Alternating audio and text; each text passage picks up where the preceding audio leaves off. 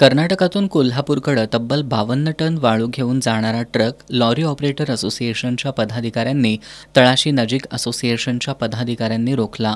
या परिसरात महसूल परिवहन या विभागांच्या छुप्या आशीर्वादानं सर्रासपणे ओव्हरलोड वाहतूक सुरू असते।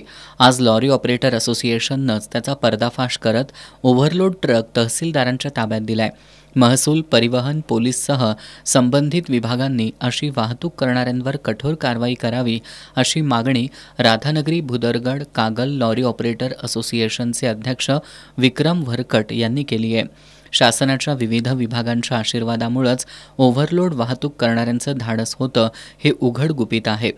त्यामुळे आता असोसिएशनच्या पदाधिकाऱ्यांनी ओव्हरलोड ट्रक पकडून दिल्यानंतर संबंधित विभाग आता यावर काय कारवाई करणार हे पाहणं औत्सुक्याचं ठरणार आहे। आजच्या कारवाईत लॉरी असोसिएशनचे अमित इंगवले, राजू पाटील, प्रवीण वारके, संतोष किल्लेदार, संदीप खाडे, धनाजी पोवार यांच्यासह तहसीलदार अनिता देशमुख, ग्राम महसूल अधिकारी सुयोग नागरे, विश्वास शेणवी यांनी सहभाग घेतला।